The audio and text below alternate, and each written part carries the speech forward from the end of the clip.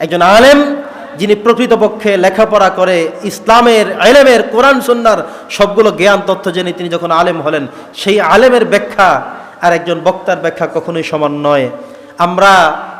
আমরা যারা আছি আমাদেরও একটি রোগ রয়েছে, কোন বক্তার কোন আলেমের কত পরিমাণ লাইক আছে, শেয়ার আছে, এই বিষয়গুলো নিয়ে আমরা বেশি অসুস্থ প্রতিযোগিতা করি। সর্বশেষ একজন দায়ের যে বিষয়টি নিয়ে অত্যন্ত হতাশাজনক, সেটা হলো মাহফিল করার শেষে অ্যামাউন্ট নিয়ে একটি চিন্তাধারা থাকে, কত টাকা হাদিয়া পাওয়া যাবে, কত টাকা হাদিয়া হলো। এখানে আমি বলবো এই সমস্যাটা আমরা করেছি। একজন বক্তাকে ফোন দিয়ে আমরা জিজ্ঞাসা করি আপনাকে কত টাকা হাদিয়া দেওয়া লাগবে, অথবা তার যারা পিএস থাকে কত টাকা হাদিয়া হতে পারে, 1 লাখ, ঠিক আছে আমি 1 লাখে রাজি আছি। আপনি 1 ঘন্টা কথা বলে একজন মানুষকে 1 লক্ষ টাকা কেন দিবেন? কি শিখাবে সে আপনাকে 1 ঘন্টায়? কি দিয়ে দেবে আপনাকে? উল্টে ফেলবে সব কিছুই, একদম ইসলাম কায়েম হয়ে যাবে, সবাই কালকে থেকে দাঁড়িয়ে রেখে দিবে, কাল ফজর থেকে সবাই নামাজ পড়া শুরু করবে, এমন কি হয়ে যাচ্ছে? আমরা একটা অসুস্থ প্রতিযোগিতার মধ্যে আমরা থাকি। তো এই যে বক্তাদের এই সমস্ত বিষয়গুলো নিয়ে আমরা যারা আয়োজক হিসেবে কাজ করি, আমরাও এগুলো তাদের এই জিনিসগুলো বাড়িয়েছি। হ্যাঁ, উনি বেশি চায়, আপনি তাকে দাওয়াত দিয়েন না। 1 লক্ষ টাকা দাওয়াত দেওয়া দরকার নেই, 2 লক্ষ চায়, দাওয়াত দেওয়া দরকার নেই। কিন্তু আমরা মনে করি যে না, এই লোকটা 1 লক্ষ পাবার উপযুক্ত, 1.5 লক্ষ হলে ঠিক আছে, 2 লক্ষ হলে উনি বড় বক্তা। এই কাজগুলো আমরা করছি, এগুলো হলো একটা অসুস্থ প্রতিযোগিতা। কি প্রতিযোগিতা বললাম? অসুস্থ প্রতিযোগিতা। কাকে কত বেশি দেওয়া যায়, কাকে কত হাকডাক দিয়ে আনা যায়, দেওয়া যায়, এটা হলো বিষয়। অথচ ওই দিনও আমার আলোচনায় বলেছিলাম, হযরতে মুসা নবীর সময়ে ওনারা যখন দাওয়াত দিতে গেলেন, তারা মানুষের কাছে বললেন যে আমরা এমন এক আল্লাহর দাওয়াত দিতে এসেছি, ইত্তাবিউ মাল্লা ইয়াসআলুকুম আজরা ওয়া হুম মুহতাদুন। আমরা এই মানুষগুলো এমন কিছু মানুষ যারা দাওয়াত দিচ্ছে, তারা কোনো উজরত চায় না, টাকা পয়সা চায় না, এবং আল্লাহর থেকে তারা হেদায়েত প্রাপ্ত এমন মানুষকে তোমরা অনুসরণ করো, শুনো, জানো। আর আমাদের সিস্টেম হলো, আমরা যারা এভাবে করে নিচ্ছি, 1 ঘন্টা কথা বলে, আধা ঘন্টা কথা বলে, 30 মিনিট কথা বলে, আমরা মনে করি কোরআন সুন্নাহ থেকে অবশ্যই এর জন্য আল্লাহর কাছে জবাবদিহি করতে হবে। আপনি 1 ঘন্টা কথা বলে 1 লক্ষ টাকা নিয়ে গেলেন, 2 ঘন্টা কথা বলে, 30 মিনিট কথা বলে, 40 মিনিট কথা বলে, এত কিছু করলেন।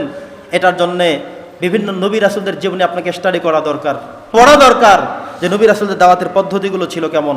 আমার নবী যত জায়গায়, যত জায়গায় স্থানে তিনি গিয়েছেন, কত মায়ের খেয়েছেন, কত নির্যাতিত হয়েছেন, কত কেঁদেছেন, রক্ত ঝরিয়েছেন দাওয়াত দিতে গিয়ে। আমরা কে ঝরিয়েছি? কার কবে রক্ত ঝরেছে, কার কবে দাঁত ভেঙেছে, কার কবে মাথা ফেটেছে? কই, আমরা তো সব ভালো দিব্যি মানুষ, সুস্থ মানুষ, সব নিয়ে আমরা চলছি।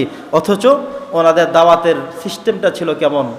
লাঠি নিয়ে তো দাওয়াত দিতে যায়নি, দাওয়াত দিতে গিয়েছেন, আল্লাহর পথেই মানুষকে ডেকেছেন, চমৎকার করে কথাই তারা বলেছেন। তথাপিও দেখা যেত ওনারা কেন দাওয়াত দিতে আসে, এই জন্য তাকে মারা হচ্ছে, ঢিল ছোড়া হচ্ছে। নূহ আলাইহিস সালাম 950 বছর দাওয়াত দিয়ে মানুষকে কন্ট্রোল করতে পারছেন না, আল্লাহ তাআলা রাগ করলেন। উনি বলেন, আল্লাহ করবো কি আমি দাওয়াত দিতে গেলে তারা আমাকে ইট মারে, চাক মারে, ঢিলা মারে, কোনো কথা তারা আমার শুনে না। ইউনূস আলাইহিস সালাম দাওয়াত দিয়েছিলেন, তার এলাকার মানুষ তার কথা শুনে না। উনি আল্লাহর কাছে বলেন, আল্লাহ আমি কি করার আছে? আল্লাহ বলেন, আমি 3 দিন পরে গজব দিয়ে সব ধ্বংস করে দেবো কথা না শুনলে। প্রত্যেকটা মানুষের ধারে ধারে কাছে কাছে গিয়ে কেঁদে কেঁদে সফট কোমল হৃদয় দিয়ে বলতো। মুসা আলাইহিস সালাম ফেরাউনের কাছে গিয়ে অত্যন্ত নরম সুরে যখন কথা বলে, ফেরাউন বলছে অসম্ভব, আল্লাহ বলতে কেউ নেই, আমি বড় আল্লাহ। নাউজুবিল্লাহ পড়েন। এমন করে করেছে, কেন করলো? সে উল্টা মাইর দেওয়া হয়েছে। এই ছিল তাদের সিস্টেম, দাওয়াতের পদ্ধতি, কষ্টের পদ্ধতি, নির্যাতনের পদ্ধতি। আমরা কি করছি? যারা দায়ী হিসেবে আমরা কাজ করছি, এই বিষয়গুলো আমাদের ভাবা উচিত। সর্বোপরি আমরা যারা আয়োজক, তাদের উদ্দেশ্যে কিছু কথা বলতেই হবে। প্রথম বিষয় হলো, আমাদের একটি লোক দেখানো মন মানসিকতা নিয়ে আমাদের কাজ করে। এমনও জায়গা আছে যেখানে বছরে 2 বার, 3 বার, 4 বারও মাহফিল হয়।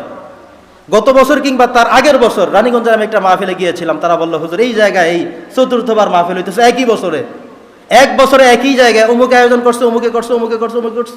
কারণটা কি? একসাথে সবাই বসেন, একটা মাহফিল করেন, 2 জন 3 জন 4 জন বা 2 3 4 দিন ব্যাপী মাহফিল করে এখলাসপূর্ণ কিছু লোক দাওয়াত দিয়ে কিছু কথা শুনেন, কিছু বিষয়ভিত্তিক আলোচনা শুনেন, পরকালমুখী আলোচনা শুনেন। আল্লাহ তাআলা তো এদিকে হেদায়েত দিতে পারেন। কিন্তু আপনি দেখিয়ে দিবেন, উনি দেখিয়ে দিবে, উনি দেখিয়ে দিবে, সবাই শুধু দেখিয়ে দিবেন, এই দেখিয়ে দেওয়ার চিন্তা টেন্ডেন্সি থাকলে এটা কখনো এখলাসপূর্ণ মাহফিল হতে পারে না।